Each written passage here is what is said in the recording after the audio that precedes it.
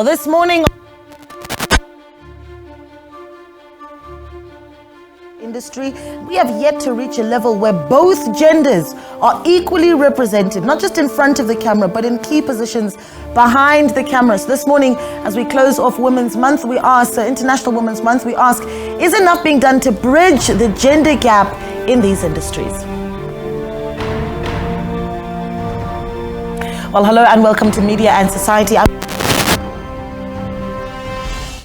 At the intersection between media and society. And as always, the show is not complete without your input. So feel free to give us a call throughout the next hour on 011-714-0661 or tweet us using the handle at SABC_MNS.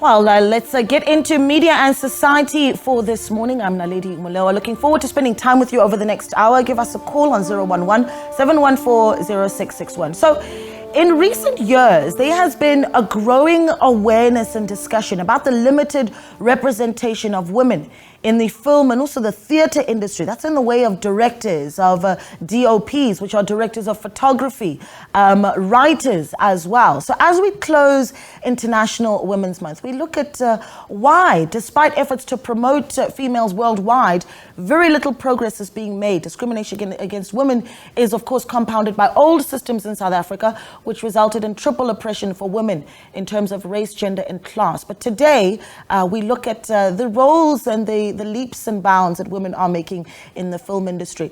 But according to the report on gender equality for directors in the European film industry, there are several barriers preventing women from working in the industry. Some of them include gender bias, the struggle for funding, risk aversion on the part of investors, a lower share of broadcasting funds for female directors, and low representation of women, even on commissioning and funding panels. Let's get into this discussion, and to do that, we are joined by Refilwe Hlabiwa, who is a production and development manager at the National Film and Video Foundation. She'll talk to us about funding for women. We're also joined by Leonie Wagner, entertainment journalist at Times Live. Leonie, good morning. Thank you so much for joining us.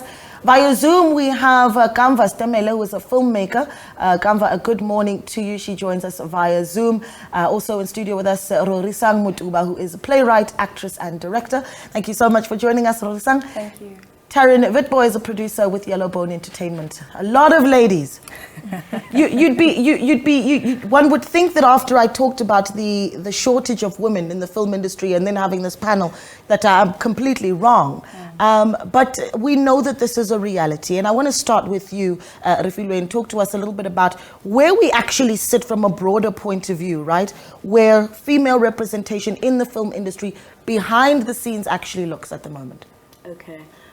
So I think, over the years there's been growth. I think it hasn't been, as much as we've wanted to, which is why I work at the National Film and Video Foundation, which is why we have started certain programs. I think we started a program from 2014 called the Female Filmmaker Project, where we put female directors, writers together to come up with concepts. So I think overall, look, there are women, especially maybe in development, not a lot in the production space as we'd like to see it, but there are being interventions that are being made just to make sure that there's enough growth, women telling stories for themselves, about themselves,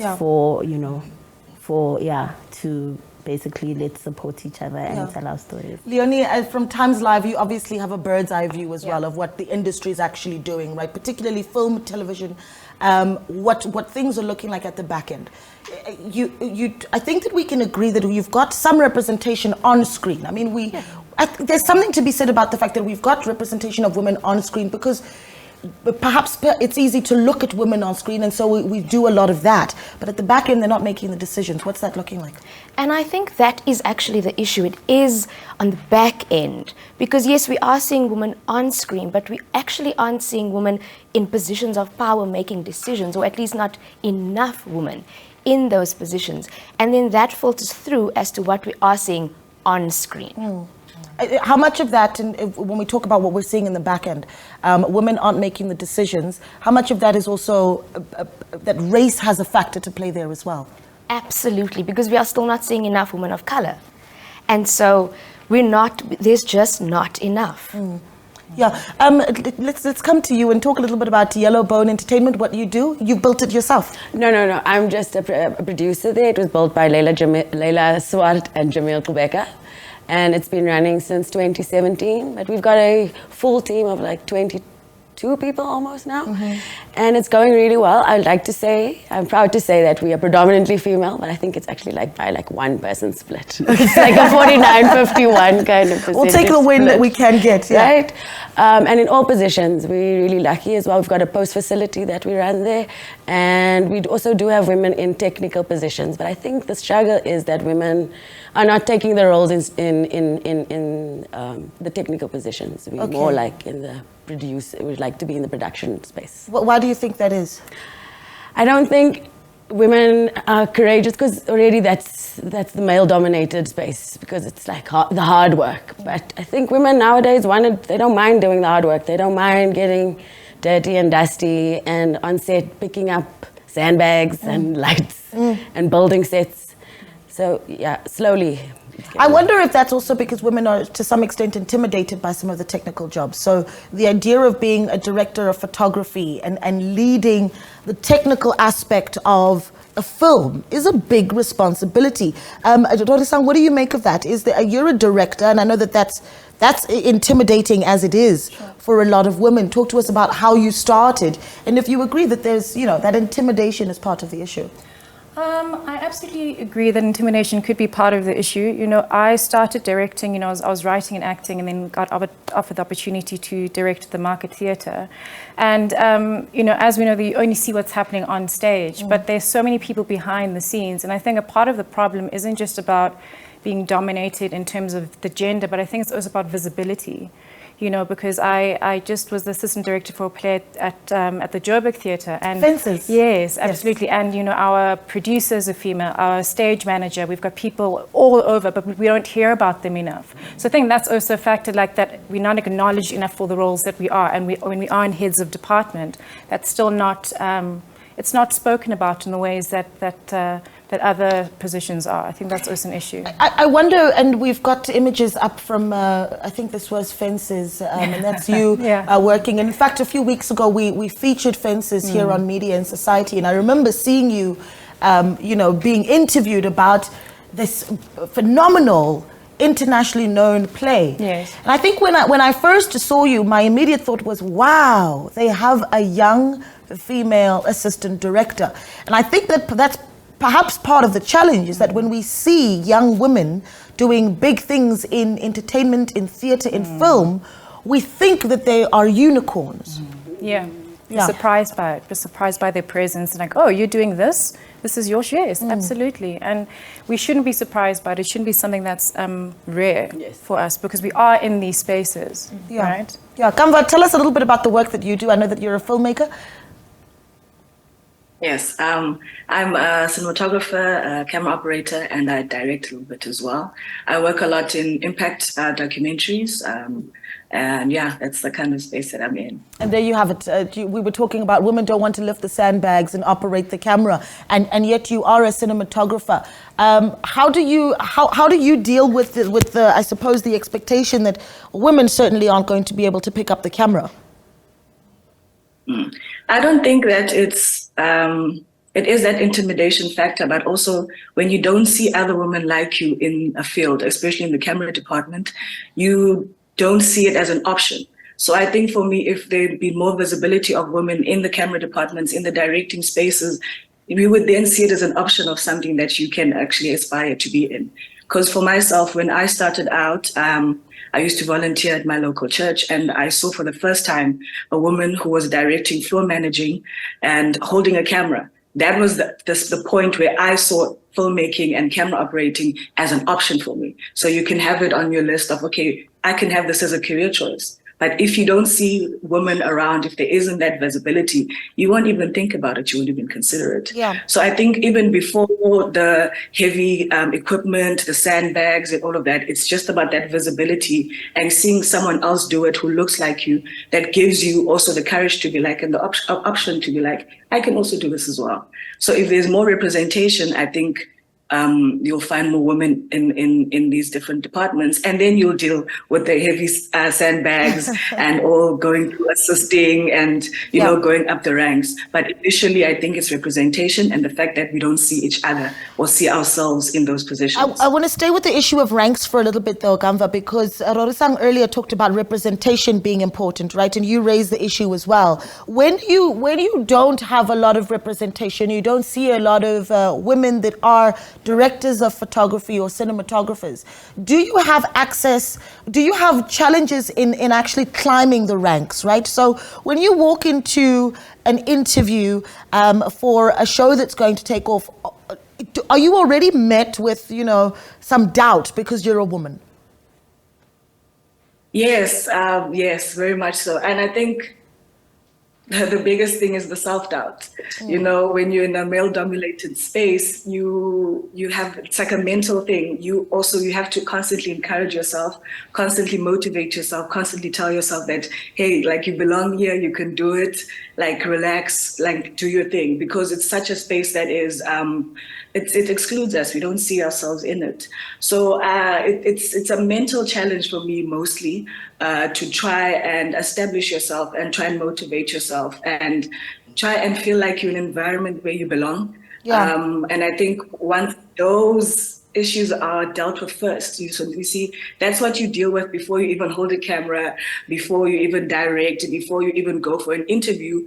You look around and you're not in these spaces. You don't see yourself in those spaces. And that mentally for you is like, it's a big factor, you know, and that also deals with your confidence and self-esteem, where you won't even have the courage to try and push and try and put yourself out there, because there's just a lot of self-doubt and just a lot of things that are happening mentally. Yeah. So I think it's a big challenge, but I think if there would be a way for women, like, you'll find that you will assist, or you'll be a camera assistant or a second AC or AD for years and years before you can even go up the ranks and hold the camera, you know? So I think there needs to be initiatives to ensure that we see each other in those head of departments, so that we know, okay, that's something that's accessible for me, that's something that's an option for me. So until that is established, I think, we will struggle to see ourselves, and we'll struggle to try and fit in the industry. You know, I think when we talk about women in any sort of industry, what tends to happen a lot is that people immediately think, oh, women are, they're moaning because they want more representation. And we say it over and over again, and it's the same discussion. But it really is, once you get the examples of the barriers that women are going through in a particular industry, that you're able to understand what really is being talked about. So I'm keen to hear what some of those examples are. Rorisang, we can start with you, right? Moments that you go back in your career and you think, no, I could have been further than where I am. And the stumbling block is that I'm a woman. Right. I think also a part of it is that when you are a woman in that space, you have to sort of work extra hard, you know, to kind of validate your presence, you know, whereas I think with a lot of men, that's not the experience at all. So they're able to grow creatively and go up the ranks in the industry because they don't have something to prove. And I think when you're walking in the door, there's already that chip on your shoulder. Even if you are telling your own specific story, a story about a black woman, it's still like, how are you going to tell it? Are you sure? Let's get a guy's perspective in just to see if we can actually push it forward. So there's constantly this thing of like punching down in a sense, and that does absolutely affect your confidence. And so you have to really build yourself up, and that's part of the journey in this industry is remaining confident and remaining humble about, no, listen, I know what I'm doing. And I don't need to prove myself to anyone. And so because of that, I think there's a different emotional journey that you go on as a woman in this industry. And so because of that, and I don't think the men have to deal with it in that kind of perspective. So where we would be if we didn't have to deal with those kinds of emotional issues, who knows, you know, but we're going to continue to push, you know, but yeah, that is something that we deal with on a year-to-year basis, I would say. Yeah. Karen, some of your experiences? I don't want to go. No, there's a lot of challenges as a female. People look at, like, you walk in the door, people see you and they doubt you, so you have to come proving yourself. But general issues of funding, the usual struggles with funding, like people believing in you. It's hard also when you walk in the door and people don't believe in you, then like Amma said, there's the self-doubt. So it's about walking in with conviction and making people believe you is a bigger fight. Yeah, what are we doing wrong with the funding, Rafi? Look, I think it's about people just knowing that there's all of these opportunities that are available, right? There's all kinds of funding, not just locally. There's a lot of funding internationally, like looking for women. I think if I could speak about the organization that I work for, I think, if we look at probably some of the stats, we funded probably more women than we funded men. And it's literally mostly about, the work first, and then, where you're from, and everything else is secondary. So I think, just in general, in the South African space, there isn't a lot of funding in general for the arts, and that's well known. I think we don't have a lot of like private sector investment. I think a lot of the initiatives are done by, solely government, and that makes it quite difficult. So the pie is minuscule, and then we're all fighting for it, you know what I mean? So I think it's just a matter of, onboarding other people in the private space to sort of, believe in the work that's being done here. Yeah.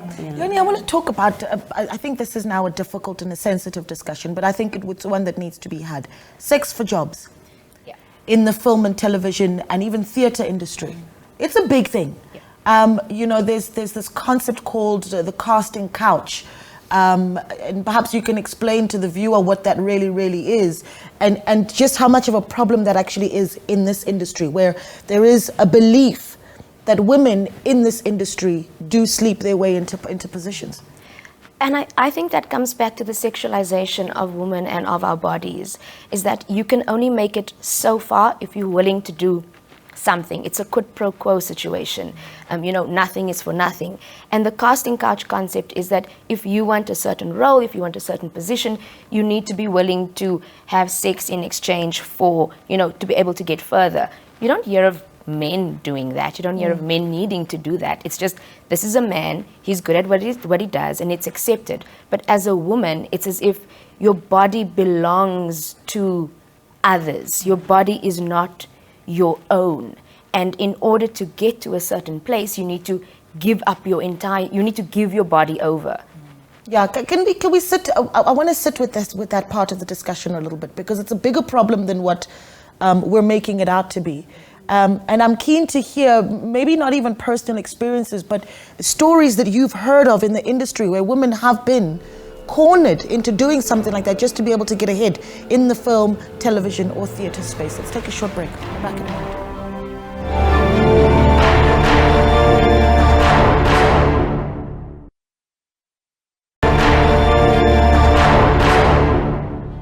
Welcome back to Media and Society. We continue our conversation about the role of women in film, television and theatre as we wrap up International Women's Month. And of course, we are continuing to take your calls as well throughout the next few minutes of the show. Give us a call on 011-714-0661. We continue with the panel that we had earlier. Leonie Wagner, entertainment journalist at Times Live. Kamva Stemele, filmmaker who joins us via Zoom. Cinematographer, director of photography as well. That's Kamva, who joins us now via Zoom. Refilwe Hlabiwa is production and development manager at the National Film and Video Foundation. Rorisang Mutuba, playwright, actress and director.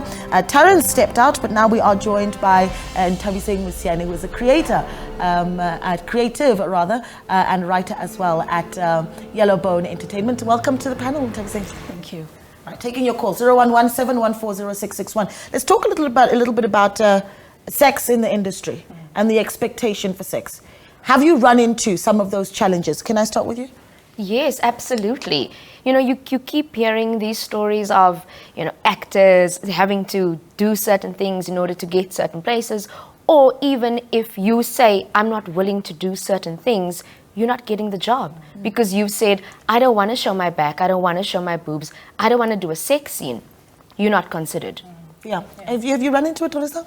I mean, I've run into situations on set where we've had, directors trying to coerce us outside of what is actually in the script, if it's a love scene or a making out scene and things like that, which is also completely unethical, right? And if you now that person who's on set and saying, no, I'm not going to do this because that wasn't what we agreed upon, then all of a sudden you are perceived as a problem, and that's also a form of exploitation that we have to deal with. Yeah, I'm gonna keep getting stories from other ladies because, unfortunately, if you haven't experienced yourself in the industry, and I can speak for that because I'm in the industry myself, you've seen it happen around you. And I want to talk a little bit about what we do with that, how we shatter that barrier. But we're taking calls, 0117140661. Ellen is on the line. Ellen, good morning. Thanks for calling. Good morning, ma'am. How are you? I'm well. What are your thoughts? I think the women, their presence, most of people are not aware of, except if you follow certain type of media and you follow certain type of films and etc. I think there's still a room for improvement. They can do so much more. My suggestion is they need to promote and create awareness a lot, especially in school, so that as young girls and boys finish matric, they can begin to have interest in media, because I also see that field as having great potential for creation of more jobs for young girls and boys, because as we speak, they've got wrong role models in some of the media things that they see, which I think to some extent maybe they may not be appropriate. So my request is I congratulate you ladies for all the hard work that you're doing. Just find a way of involving kids as far as primary school, higher primary, high school, make awareness in township so that you can get more support. Use the social platform a lot. Create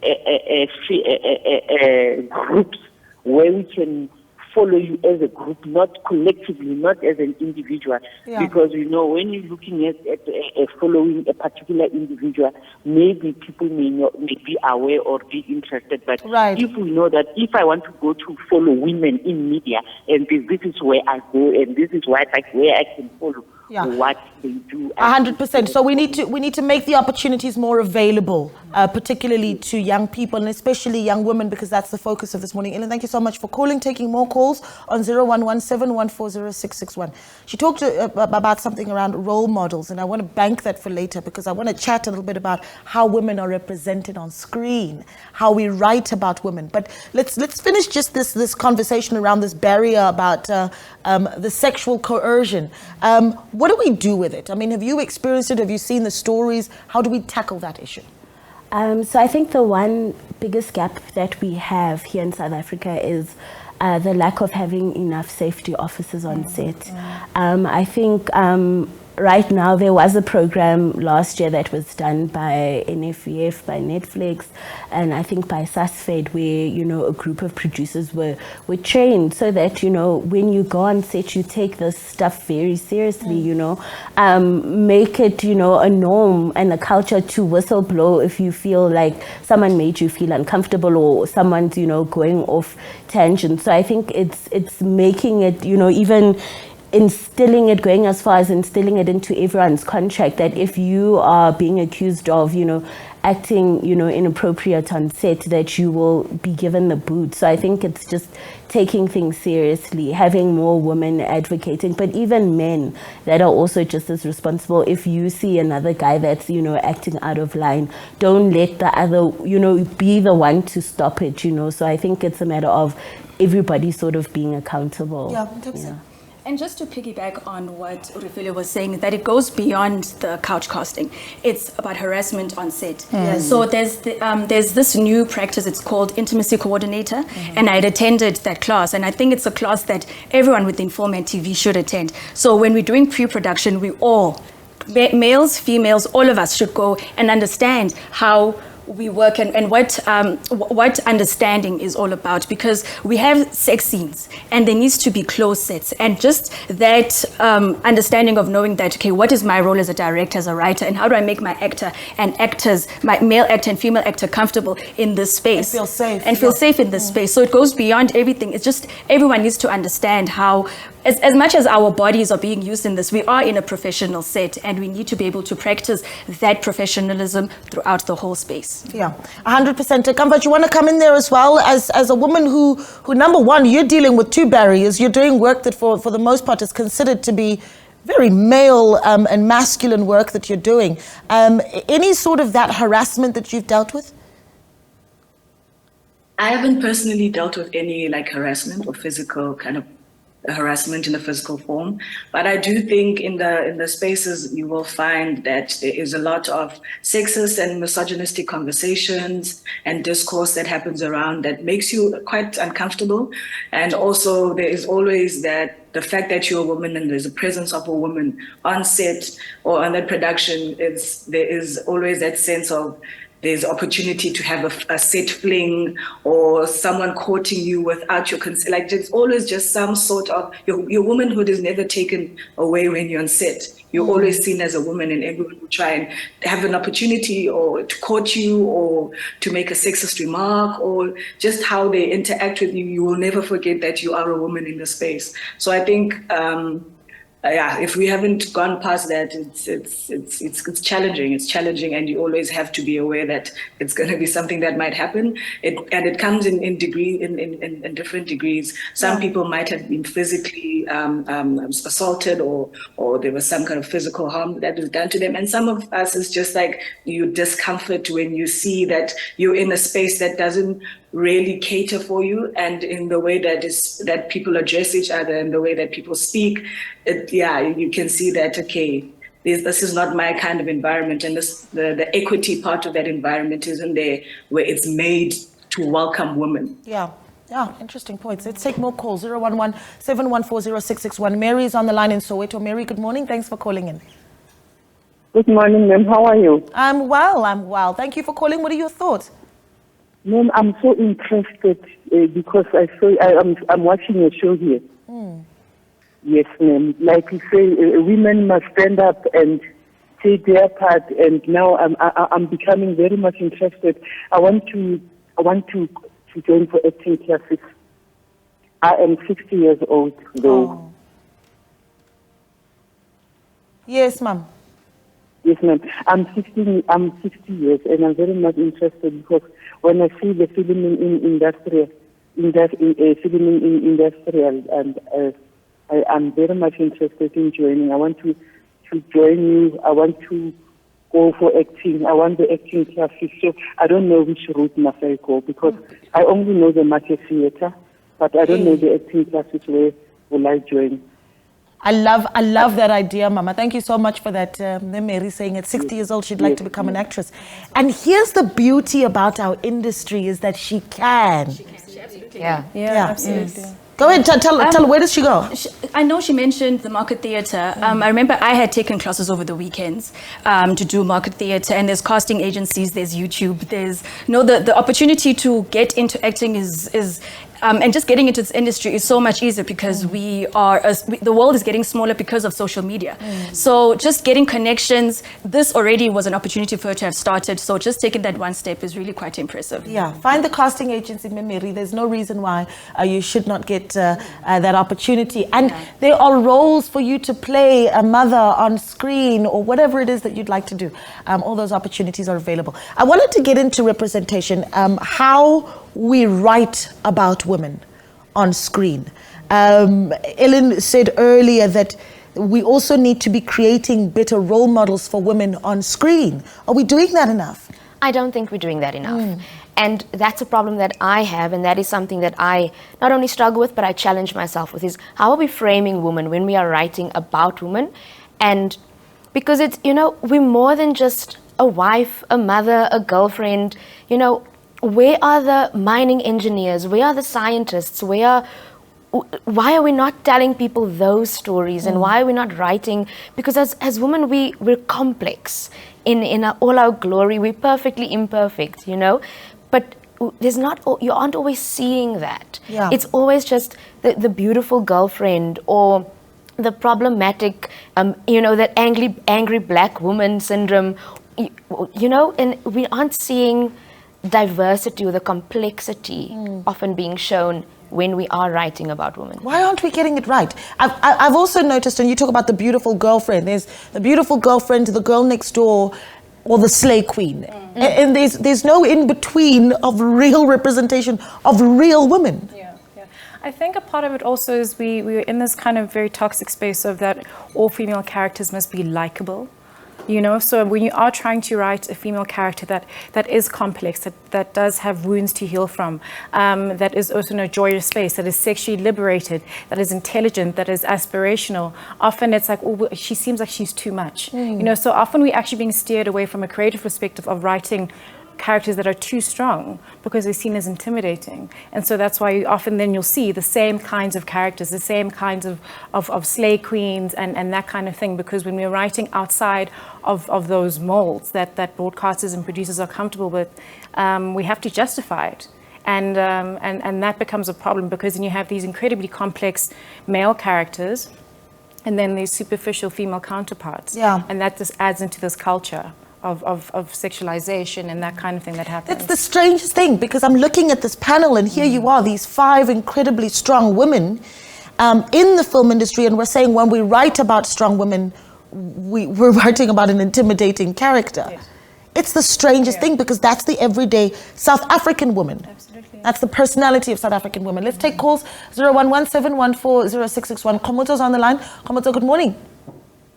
Good morning, Naredi, and thank you for taking my call. Thank you for calling. I just wanted to make 2 quick points. The first is that it's interesting to note that most of the artistic directors in the so-called influential theaters in South Africa are men, apart from Napo Mashiane at Packoffs.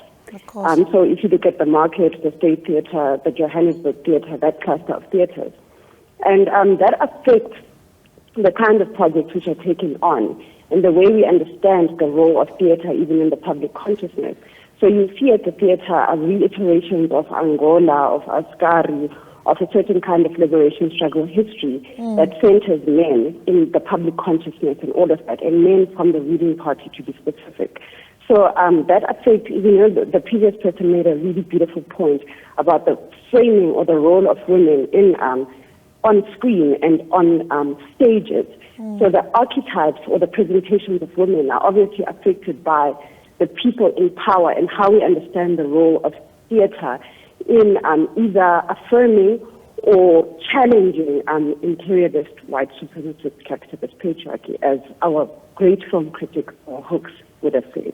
Leo, thank you so much for calling. That was so insightful and reminding us really just how much work actually still needs to be done. Talk to us about the programs that you are running that focus specifically on women. And I know that you're in a difficult position on this panel, because I think a lot of the responsibility is going to come back to you, Refilwe, to say, well, how do we challenge and change what Komoto's talking about, or even more representation or the stories that we tell about women in film? We're going to say, well, are you funding the right people?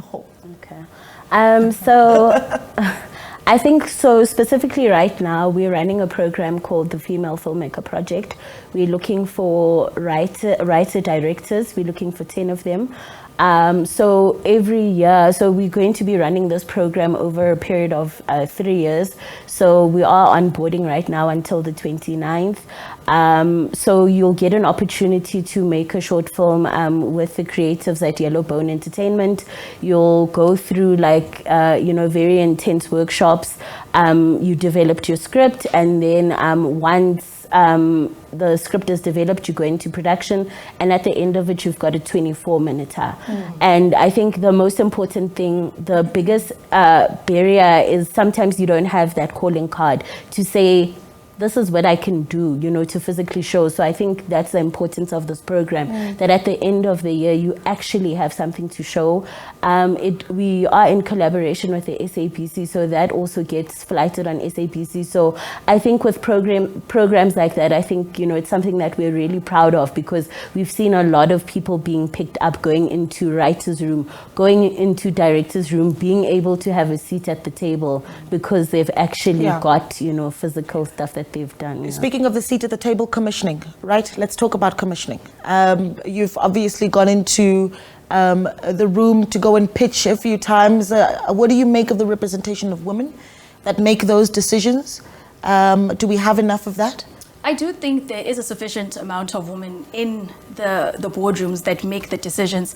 My plight would be that broadcasters should start thinking out of the box, because we're moving as the world.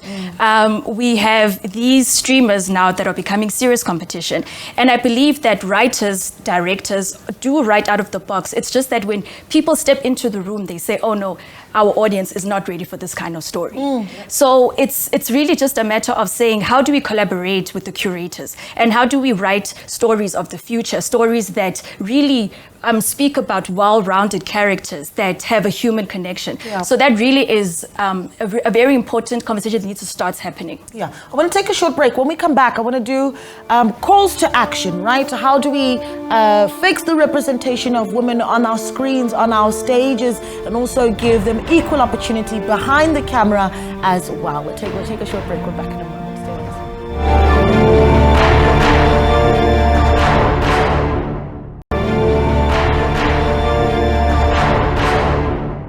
Welcome back to Media and Society, where we continue our conversation around women in film, women in theatre, in front of the screen, behind the screen. Do we have decent representation and storytelling of South African women, and are women represented well enough in the industry? Are we creating the opportunities for them and really taking the barriers out of their path? Taking your call, 011-714-0661.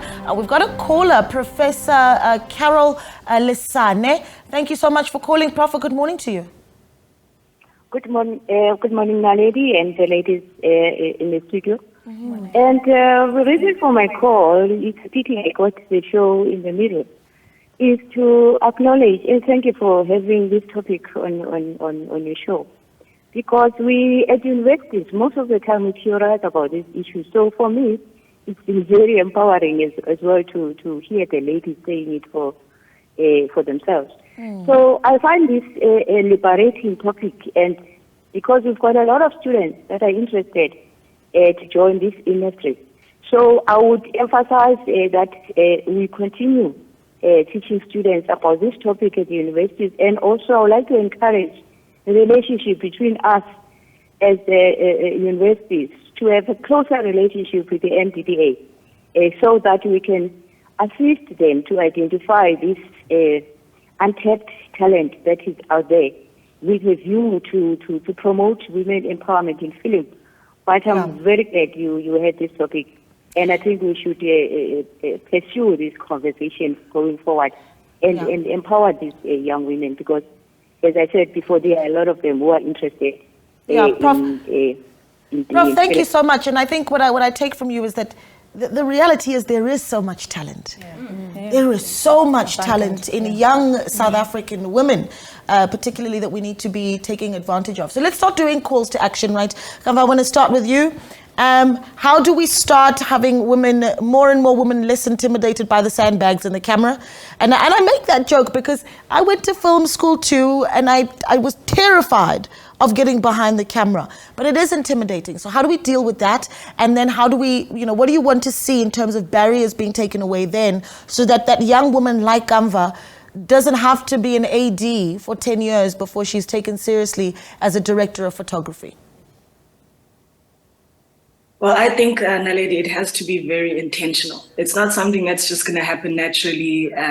It has to be an intentional effort to make sure that there is more women in camera departments, in sound departments, or in those departments that are very physical. Because if you don't have women in those spaces, no one will aspire to it because they don't see themselves there, as I said.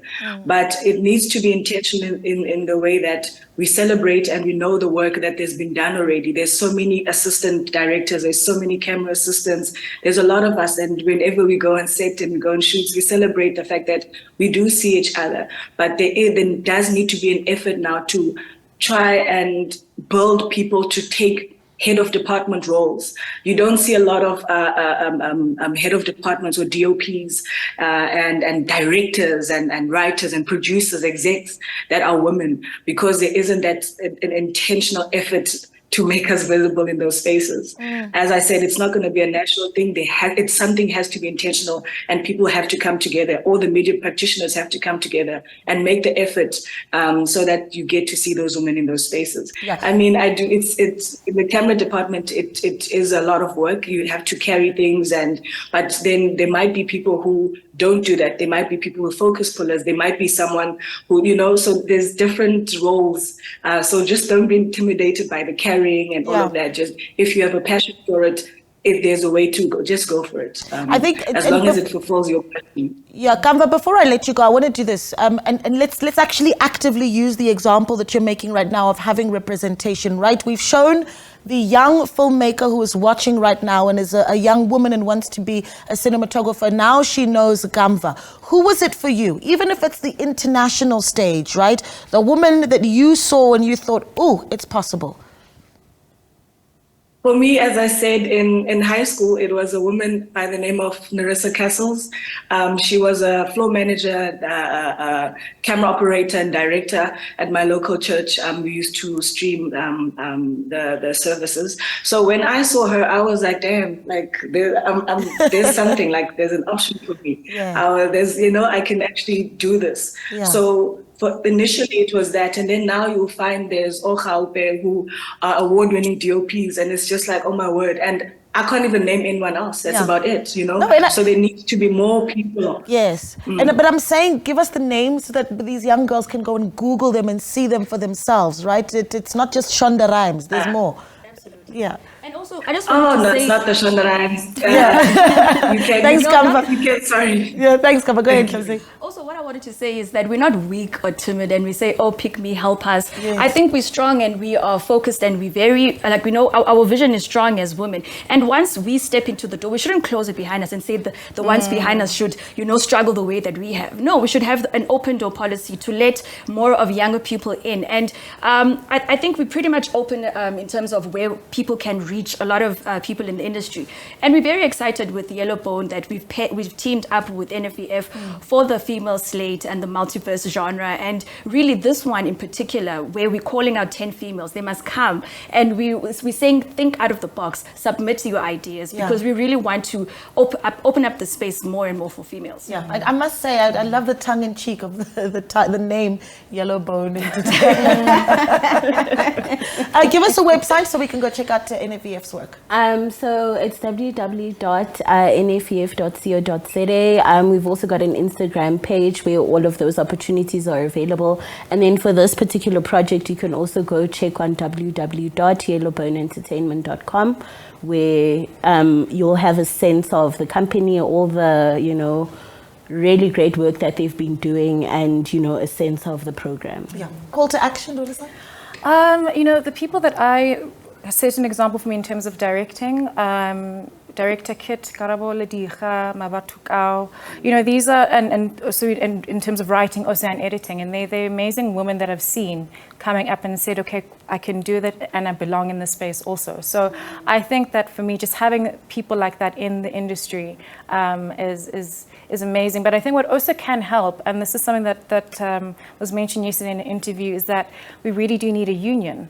That's what we really do need. Our industry is suffering because of it. And a lot of these things about inclusivity, about having this amount of people on set, about creating programs, about safety on set, all of that can actually be regulated if we actually had a union, and we don't. Yeah. Which is why a lot of this is allowed, they're allowed to kind of run amok and pick who they want to pick and treat us however they want to treat us and that sort of thing. And so we actually do need, that's the biggest thing that I think our industry needs right now in order to get us to a completely professional space. And we're not just winging it, but we actually have a condition and a standard that we set for ourselves. Absolutely.